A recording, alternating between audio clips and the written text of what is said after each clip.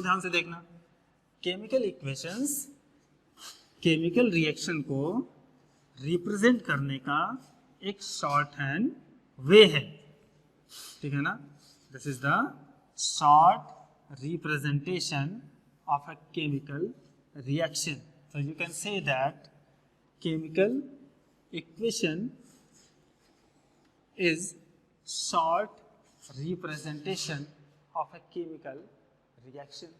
भाई एक लाइन तो हम ये बोल सकते हैं, ठीक है ना, ध्यान देना. इसी डेफिनेशन को हम और क्लियर करते जाएंगे, ठीक है ना. तो चलो, chemical equation is short representation of a chemical reaction. That means chemical equation chemical reaction को represent करने का short hand वे है, ठीक है ना. एक शॉर्ट हैंड, बहुत शॉर्ट में यदि हम केमिकल रिएक्शन को लिखना चाहें तो हम केमिकल इक्वेशन का यूज़ करेंगे. तो केमिकल इक्वेशन आप कह सकते हैं कि केमिकल रिएक्शन को डिस्क्राइब करता है. आप ये भी बोल सकते हैं कि chemical reactions are described by chemical equation, कि भाई केमिकल रिएक्शन जो है वो केमिकल इक्वेशन के थ्रू रिप्रेजेंट किए जाते हैं, ठीक है. तो अब कैसे रिप्रेजेंट किए जाते हैं, आइए अब इसको देख लेते हैं. तो भाई केमिकल इक्वेशन को रिप्रेजेंट करने के दो तरीके होते हैं, ठीक है. एक तरीका जो हम अभी आपको तुरंत बताने जा रहे हैं, बहुत ही आसान सा तरीका है, और दूसरा तरीका जो होगा वो इसके बाद हम बताएंगे, जो कि आपको हमेशा लेके चलना है, ठीक है बेटा, बहुत ध्यान से सुनना. सो chemical equation is short representation of a chemical reaction. कि केमिकल रिएक्शन को डिस्क्राइब करने के लिए हम केमिकल इक्वेशन का यूज़ करते हैं. तो एक बहुत इंपॉर्टेंट लाइन आप लिख लीजिए, chemical reactions are described by chemical equation, ठीक है. I am repeating again that chemical reactions are described by chemical equation, ठीक है. ओके, तो केमिकल इक्वेशन को हम किस तरह से लिख सकते हैं भाई. केमिकल इक्वेशन को लिखने के दो तरीके हैं. जो पहला तरीका है वो है वर्ड फॉर्म में, ठीक है. When we write the name of the reactants and name of the products, जब हम केमिकल रिएक्शन में पार्टिसिपेट करने वाले और फॉर्म होने वाले मटेरियल्स के केमिकल नेम लिखते हैं, ठीक है ना, तो उस समय जो रिप्रेजेंटेशन होती है बेटा उसे हम वर्ड इक्वेशन कहते हैं. क्या कहते हैं? वर्ड इक्वेशन कहते हैं. तो चलो देखते हैं वर्ड इक्वेशन क्या होता है. वर्ड इक्वेशन, देखो वर्ड इक्वेशन के साथ ही साथ, ठीक है ना, वर्ड इक्वेशन हम वर्ड में बोलेंगे, उसको हम लिख के दिखा देंगे, और उसके बाद हम कुछ और भी एसेंशियल चीज़ें उसमें बताएंगे हम, जो कि अक्सर एग्ज़ाम में 1 मार्क्स में पूछा ही जाता है, ठीक है. और ना भी पूछा जाए तो आप जब साइंस पढ़ रहे हैं तो आपको वो चीज़ें एकदम क्लियर होनी चाहिए, ठीक है बेटा. तो चलो अब देखते हैं word equation. Suppose there is an example, और ये एग्जाम्पल हमने अभी पढ़ा हुआ है. और ध्यान से देखिए कि जब मैग्नीशियम बर्न करता है ऑक्सीजन के प्रेजेंस में, ठीक है बेटा, ठीक है ना. हम पढ़ा क्या रहे हैं? Word equation. चलो ठीक है. So when magnesium burns with oxygen, और you can say that the when magnesium burns in the presence of oxygen, magnesium जब ऑक्सीजन के प्रेजेंस में बर्न करता है, ठीक है ना, तो क्या फॉर्म होता है? क्या फॉर्म होता है? मैग्नीशियम ऑक्साइड फॉर्म होता है. क्या फॉर्म होता है? Magnesium oxide.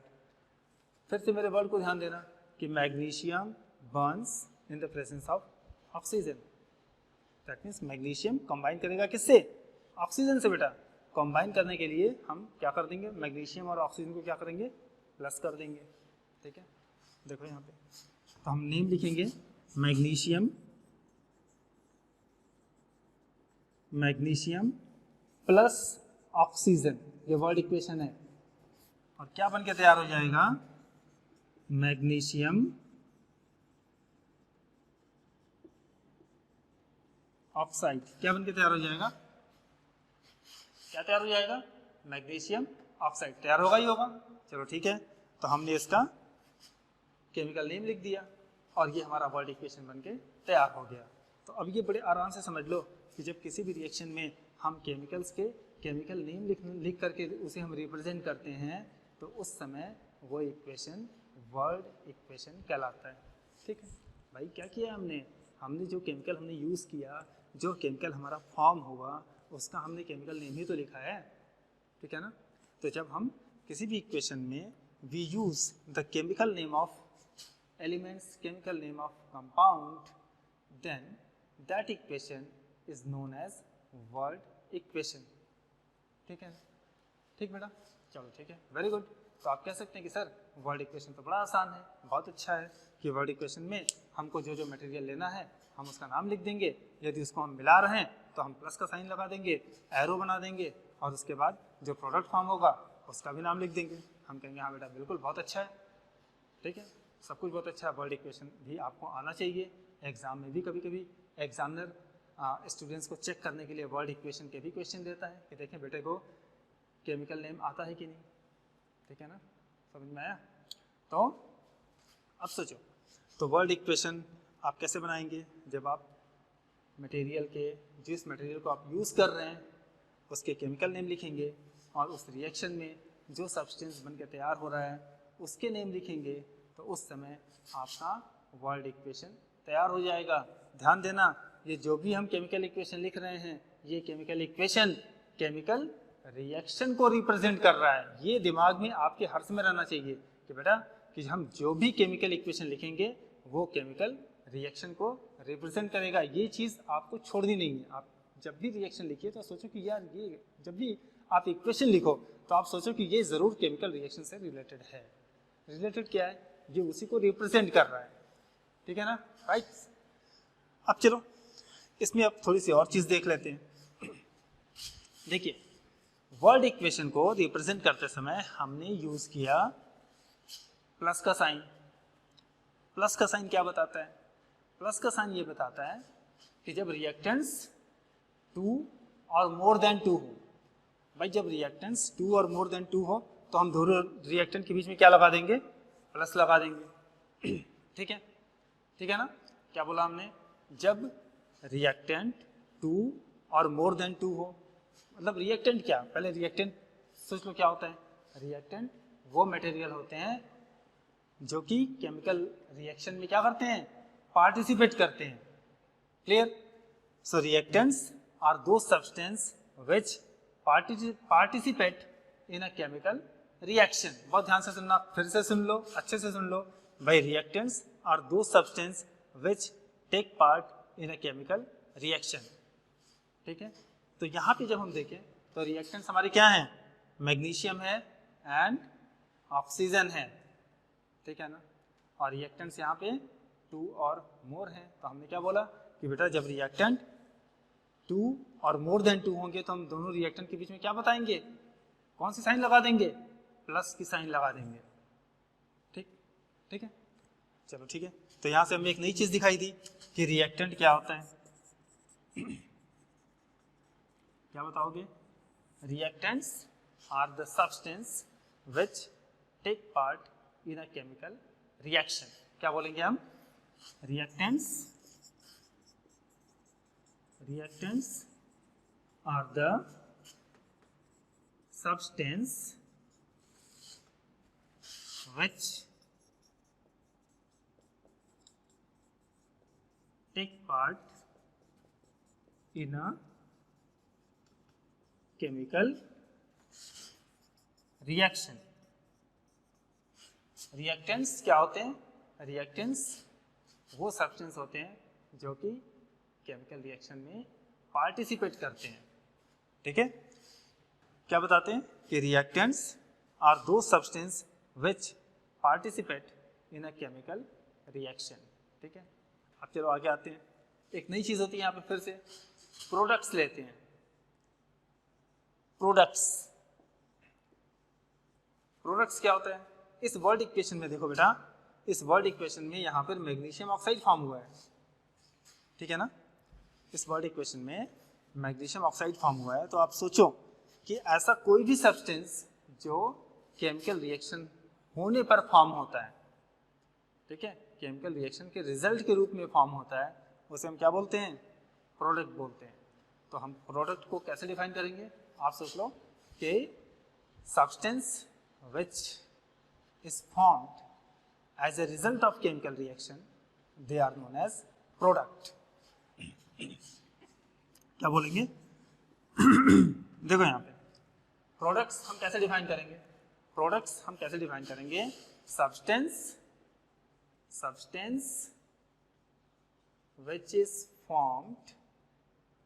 which are formed as a result of chemical reaction. Substance which are formed as a result of chemical reaction, they are known as products.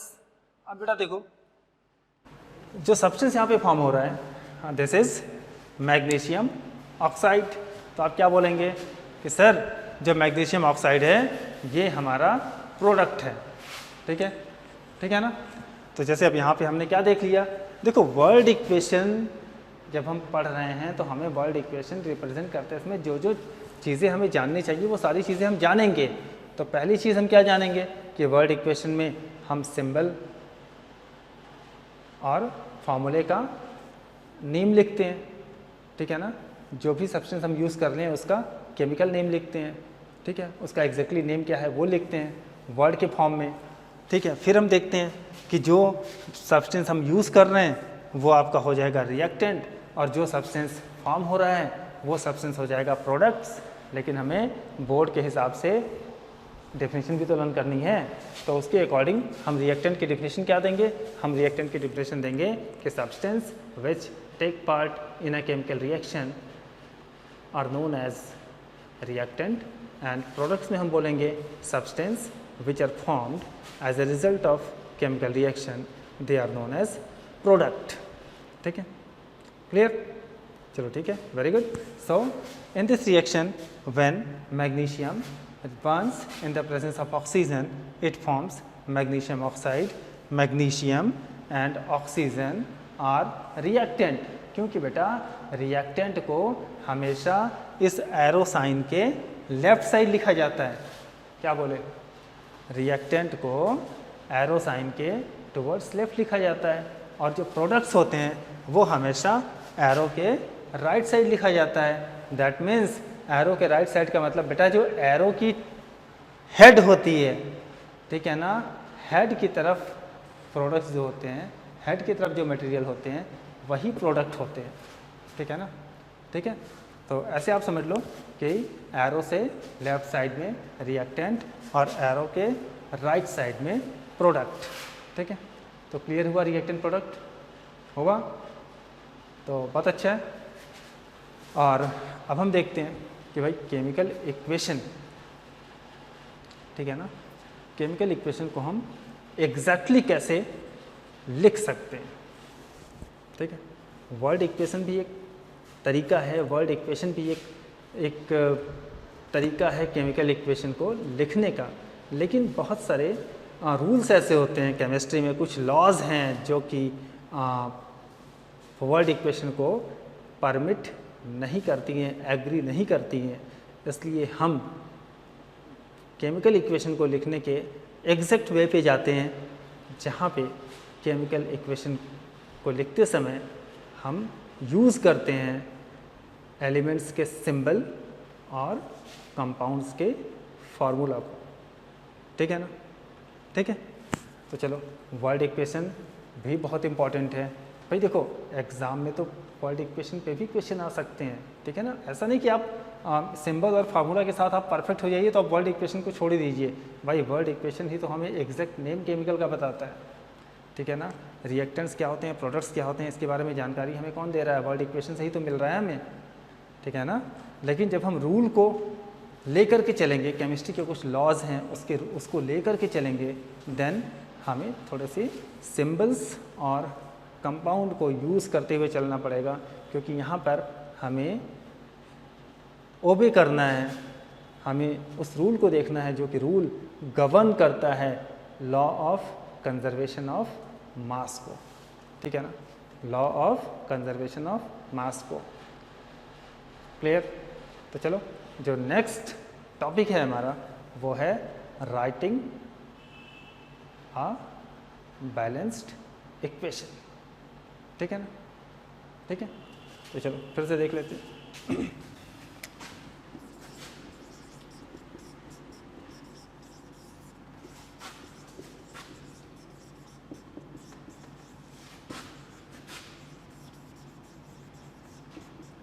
Writing a chemical equation. Clear कि भाई अब हम देखते हैं कि chemical equation को हम exact कैसे लिख सकते हैं, by using symbol and by using formulae of a compound, symbol of element and formula of compound, कैसे हम केमिकल इक्वेशन को लिख सकते हैं। अभी तक हमने जो देखा है, अभी तक देखा हमने कि वर्ड इक्वेशन लिखने का तरीका कि जो रिएक्टेंट्स होगा उसके केमिकल नेम को लिख दो, जो रिएक्टेंट्स होगा उसके सिंबल को लिख दो, इनकेस यदि वो एलिमेंट है तो उसके सिंबल को लिख दो, और जो प्रोडक्ट होगा इनकेस यदि वो प्रोडक्ट कंपाउंड है तो उस कंपाउंड के फार्मूला को लिख दो, और यदि एलिमेंट है तो उसके सिंबल को लिख दो, ठीक है ना, ठीक है। यदि वो डाई एटॉमिक है, मोनो एटॉमिक है तो आप उसके नेम को लिख डालिए। ये हमने देखा वर्ड इक्वेशन में, ठीक। अब हम जो चीज़ देखने जा रहे हैं उसमें हम सिंबल एंड फार्मूला का यूज़ करेंगे, ठीक है ना। चलो अब देखते हैं। सपोज कर लो हमने भी एग्जांपल लिया था कि when magnesium burns in the presence of oxygen, magnesium oxygen के प्रेजेंस में बर्न कर रहा है। वर्ड इक्वेशन हम लिख चुके थे, हमने मैग्नीशियम की स्पेलिंग लिख दी थी, प्लस लगा दिया था, ऑक्सीजन लिख दिया था, एरो लगा दिया था, और फिर मैग्नीशियम ऑक्साइड बना के रख दिया था, ठीक है। अब उसी चीज़ को हम सिंबल में उतर जाते हैं, और देखो यहाँ से जो हम सीखेंगे, ठीक है ना, इसे हमें लेके चलना है। इनकेस यदि एग्ज़ाम में एग्जामिनर ने पूछ दिया, पेपर में आ गया कि आप वर्ड इक्वेशन ही लिखो, तब तो लिखना ही लिखना है। लेकिन यदि जस्ट केमिकल इक्वेशन लिखेगा कि आप राइट केमिकल इक्वेशन, तो आप हमेशा ध्यान देना कि हमें वो केमिकल इक्वेशन लिखनी है जिसमें कि हम सिंबल एंड फार्मूले का यूज़ करते हैं। क्लियर, ठीक है। चलो तो हम उसी चीज़ को उठाते हैं जो हमने वर्ड इक्वेशन में यूज़ किया था कि magnesium when Burns in the presence of oxygen. चलो ठीक है, तो बताओ मुझे हमने क्या किया था उसमें कि मैग्नीशियम और ऑक्सीजन को क्या किया था, प्लस किया था। वर्ड इक्वेशन में हमने मैग्नीशियम एंड ऑक्सीजन को क्या किया था, प्लस किया था। इस बार हम वही काम करेंगे लेकिन सिंबल का यूज़ करके। चलो मैग्नीशियम के लिए सिंबल क्या होता है, क्या होता है, Mg। मैग्नीशियम के लिए सिंबल हम क्या लिखे, Mg। ऑक्सीजन के लिए सिंबल हम क्या लिखेंगे, देखो फिर से देख लो, मैग्नीशियम के लिए सिंबल हम क्या लिखेंगे, Mg। ऑक्सीजन के लिए सिंबल क्या लिखेंगे, O2, बिकॉज O2 जो है वो डाई एटॉमिक है, ठीक है।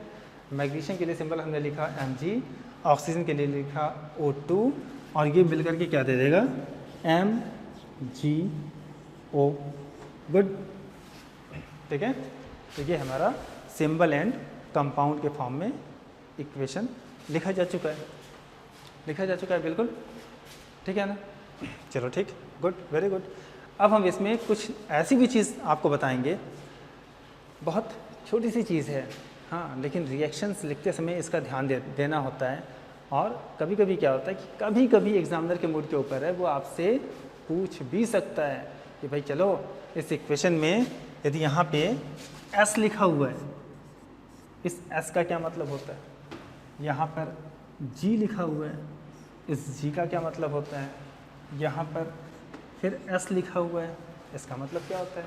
तो आप ध्यान देना कि जो S होता है वो सॉलिड को बताता है, जो G होता है वो गैसियस स्टेट को बताता है, ठीक है।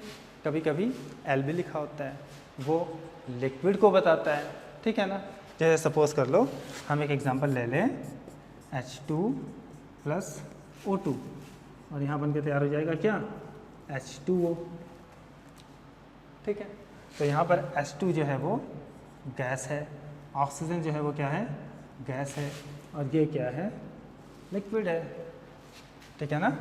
तो ऐसे भी दिया जाता है, समझ में आ रहा है।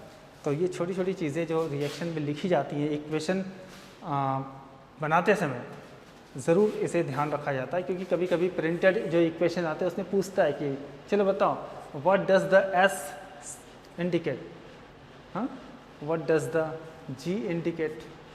तो कुछ सिंबल्स भी हम यूज़ करते हैं, कुछ ऐसे सिंबल्स हैं रिएक्शन में जिसको कि हम शॉर्ट फॉर्म है जिसको कि हम यूज़ करते हैं, जैसे S for solid state, G for gaseous state, L for liquid state, ठीक है ना, ठीक है। इसके बाद और फिर से आपको एक रिकॉल कर दें, फिर से एक आपको रिकैप छोटा सा दे देते हैं, क्विक रिकैप, कि देखो अभी हमने वर्ड इक्वेशन में बताया था कि रिएक्टेंट्स क्या होते हैं, रिएक्टेंट्स वो होते हैं जो कि रिएक्शन में पार्टिसिपेट करते हैं, ठीक है बेटा। और प्रोडक्ट्स क्या होते हैं, रिएक्शन में फॉर्म होते हैं। तो reactants are those material which are participated in a chemical reaction and products are formed as a result of chemical reaction। और प्रोडक्ट्स जो होते हैं वो केमिकल रिएक्शन में फॉर्म होते हैं, ठीक है, ठीक है ना। चलो अब हम आगे देखते हैं एक चीज़ कि देखो ये रिएक्शन आपको बुक में दिखाई देगा ज़रूर, बुक में तो है, और आप ये भी सोच लो कि इस रिएक्शन में कुछ और भी चीज़ें करनी है, ठीक है। ये रिएक्शन कंप्लीट रिएक्शन नहीं है भाई, अभी तक जो बताए हैं वहाँ तक तो कंप्लीट है। अभी तक हमने बता दिया कि रिएक्टेंट ये होता है जो लेफ़्ट साइड लिखा जाता है, जो राइट साइड लिखा जाता है वो प्रोडक्ट होता है, और जो ये एरो है ये क्या बताता है, ये एरो बताता है कि रिएक्शन का डायरेक्शन क्या है। एग्ज़ाम में ये भी क्वेश्चन आ चुका है बेटा कि बताओ what does the arrow sign indicate in a chemical reaction. तो आप बताएंगे the arrow sign indicates the direction of reaction. ये एरो साइन रिएक्शन के डायरेक्शन को रिप्रेजेंट करता है, ठीक है, क्लियर है, ठीक है ना। चलो गुड, अब आगे देखते हैं। हमने भी बोला आपको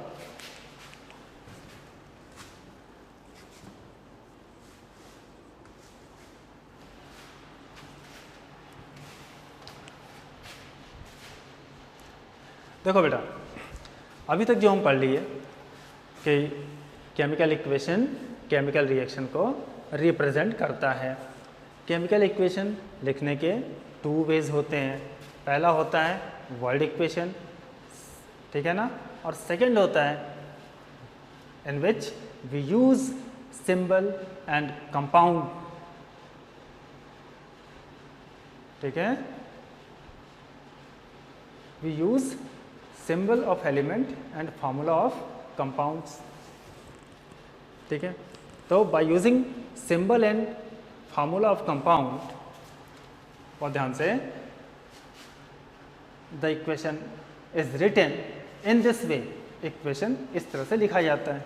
चलो, लेकिन अभी हमने बोला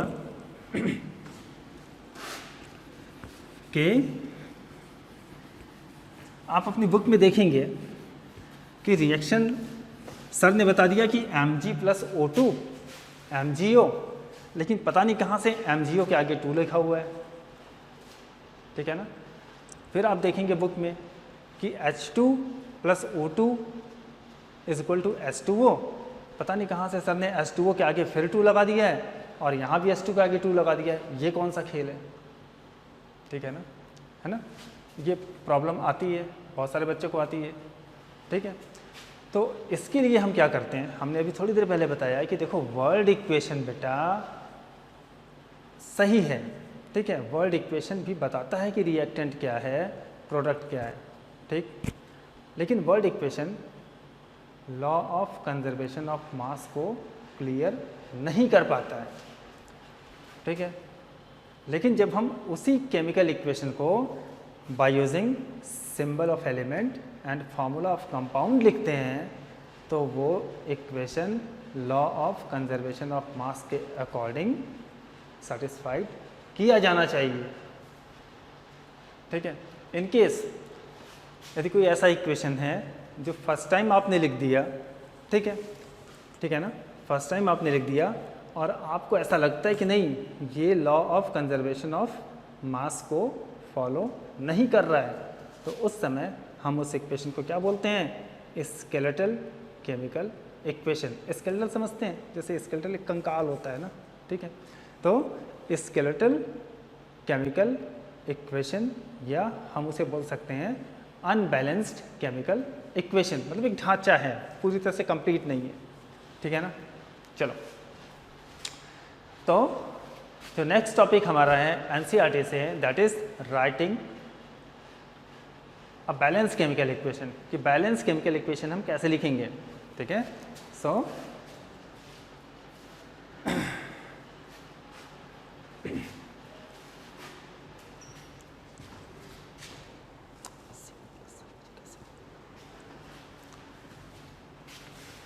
बेटा next topic balancing chemical equation. देखो क्लास 10th में जो केमिकल इक्वेशन को बैलेंस करने का तरीका दिया हुआ है बहुत ही सिंपल सा दिया हुआ है और एक ट्रायल एंड एरर मेथड होता है, आपको उसका यूज़ करना है। बहुत ध्यान से सुनिएगा, बहुत आसान सा मेथड है और आपको बहुत केमिकल इक्वेशन को बैलेंस करने की बहुत हाई जो टेक्निक होती है और जो बहुत और भी बेटर जो तरीके होते हैं वो आप 11-12 में पढ़ेंगे, ठीक है ना, उस पर आपको नहीं जाना है। बहुत आपके लेवल के हिसाब से केमिकल इक्वेशन को, जो सिंपल इक्वेशन है उसको हम किस तरह से बैलेंस कर सकते हैं, वो चीज़ आपको क्लास 10 के सिलेबस में दी हुई है, उसे हम बताते हैं। So balancing a chemical equation is our next topic, ठीक है, बहुत इंपॉर्टेंट है। अक्सर क्या होता है बेटा कि बच्चे रिएक्शन पता कर लेते हैं कि चलो हमें इसको रिएक्ट कराना है, ये बना देना है, वो बना देते हैं, और मोस्ट ऑफ द स्टूडेंट्स जो होते हैं वो बैलेंस करते हैं, इसमें सोचते हैं कि ये कहाँ से नंबर आ गया, कैसे आ गया, ठीक है ना। तो उसकी जो सबसे सिंपल तरीका है वो मैं आपको बताना जा रहा हूँ। बहुत ध्यान से सुनना, बहुत ही ध्यान से सुनना। एनसीईआरटी को ही कवर कर रहे हैं बेटा, और आप इस लेक्चर के साथ जब बुक खोलेंगे तो आपको लगेगा कि नहीं आप सब पढ़ के पहले से बैठे हुए हैं, ठीक है। चलो, balancing a chemical equation is our next topic. Balancing of chemical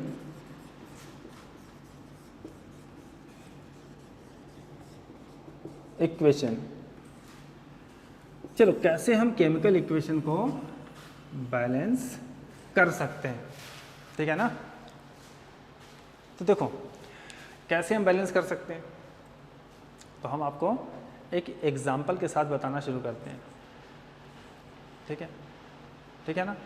अभी हमने थोड़ी देर पहले आपको बताया है कि ऐसा केमिकल इक्वेशन जो कि law of conservation of mass को फॉलो नहीं करता है वो अनबैलेंस केमिकल इक्वेशन होता है। क्लियर, ठीक है ना। The equation which doesn't obey the law of conservation of mass, that equation is known as unbalanced chemical equation and that is also called skeletal chemical equation, और उसे हम skeletal chemical equation भी कहते हैं, ठीक है बेटा।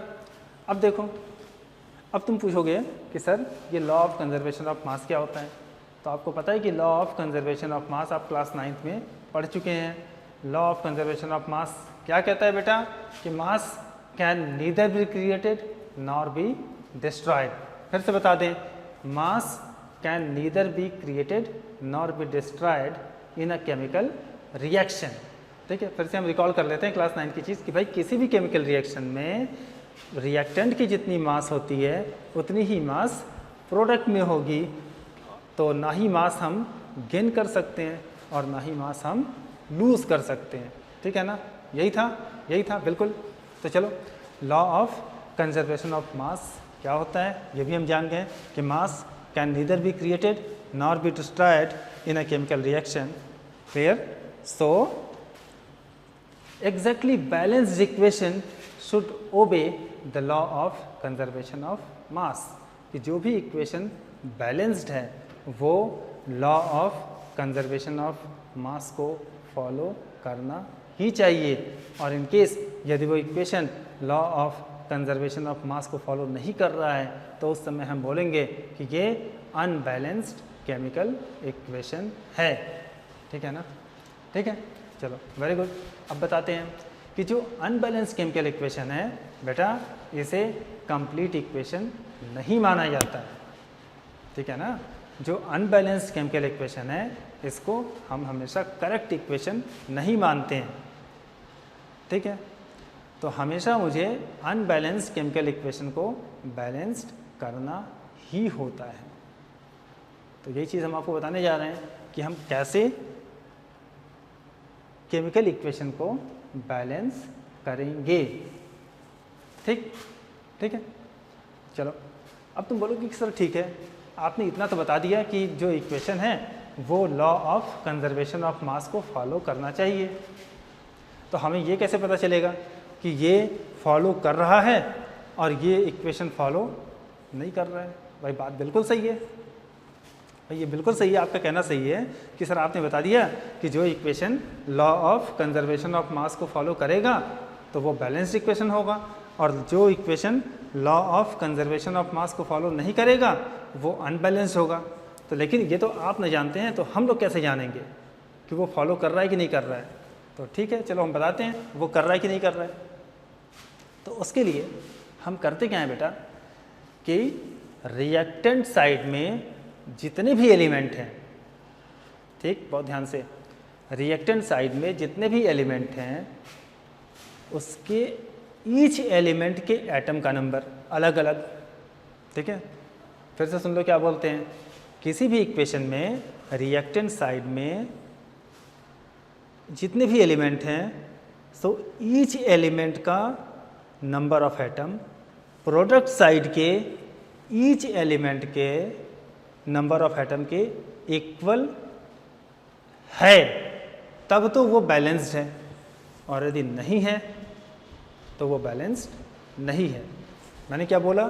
Number of atom of each element. भाई बहुत ध्यान से सुनना, बहुत बहुत बहुत ध्यान से सुनना कि number of atom of each element of product side is same as the number of atom of each element of reactant side.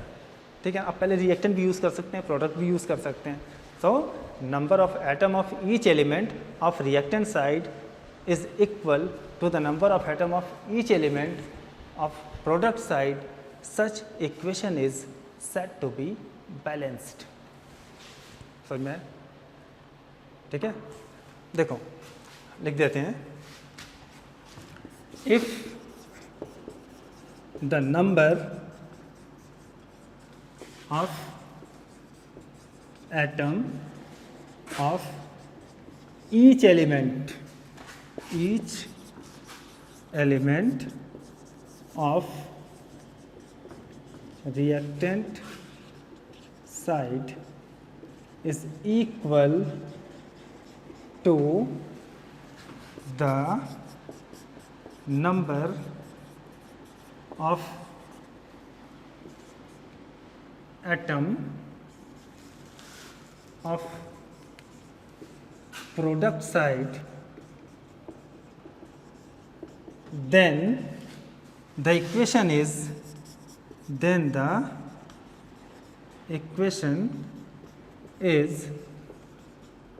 said to be balanced। ठीक है बेटा, बहुत ध्यान से सुनना, अभी एग्जांपल से क्लियर कर देंगे। हमने क्या बोला कि बैलेंस्ड इक्वेशन किसको बोलेंगे? बैलेंस्ड इक्वेशन हम बोलेंगे जब रिएक्टेंट साइड के ईच एलिमेंट का number of atom product side के ईच एलिमेंट के नंबर ऑफ एटम के इक्वल होगा। मतलब रिएक्टेंट पे भी हाइड्रोजन है तो प्रोडक्ट में भी हाइड्रोजन का एटम और रिएक्टेंट के हाइड्रोजन एटम के बराबर होना चाहिए नंबर ऑफ एटम। यदि रिएक्टेंट साइड में आपको ऑक्सीजन दिखा रहा है तो प्रोडक्ट में भी ऑक्सीजन को आप काउंट करिए। यदि यहाँ का रिएक्टेंट साइड का number of atom of oxygen number of atom of oxygen के इक्वल होगा प्रोडक्ट साइड के, तब वो रिएक्शन क्या होगा, बैलेंस होगा। और इन केस यदि वो बैलेंस नहीं है देन हम उसे क्या बोलेंगे, अनबैलेंस्ड केमिकल इक्वेशन। पूछता है कि चलो बताओ अनबैलेंस्ड केमिकल इक्वेशन क्या होते हैं, तो आप इतना सही बताएंगे, if the number of atom of each element of reactant side is not same, not same बोल देंगे तो काम खत्म, is not same to the number of atom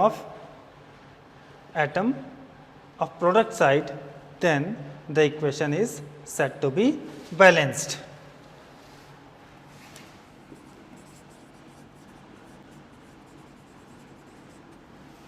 Each element of product side, then the equation is said to be balanced. तो ये चीज़ आपको हमेशा ध्यान देना है कि अनबैलेंस्ड केमिकल इक्वेशन क्या होता है और बैलेंस्ड केमिकल इक्वेशन क्या होता है। ठीक है, फिर से देख लेते हैं भाई कि है क्या, कि अनबैलेंस केमिकल इक्वेशन वही इक्वेशन होते हैं जिसमें रिएक्टेंट साइड के अलग अलग, रिएक्टेंट साइड में जितने भी एलिमेंट्स हैं उसके number of atom product side के अलग अलग एलिमेंट्स के नंबर ऑफ एटम के इक्वल नहीं होते हैं, तब हम उसे कहते हैं अनबैलेंस केमिकल इक्वेशन। और जो बैलेंस केमिकल इक्वेशन होता है उसमें रिएक्टेंट साइड के जो भी एलिमेंट्स हैं वो प्रोडक्ट साइड के अपने ही एलिमेंट्स के इक्वल नंबर ऑफ एटम में जब आ जाते हैं तब हम कहते हैं कि जो रिएक्शन है वो बैलेंस्ड है। डेफिनेशन है कि if the number of atom of each element of reactant side is equal to the number of atom of each element of product side, then the equation is said to be balanced. Clear?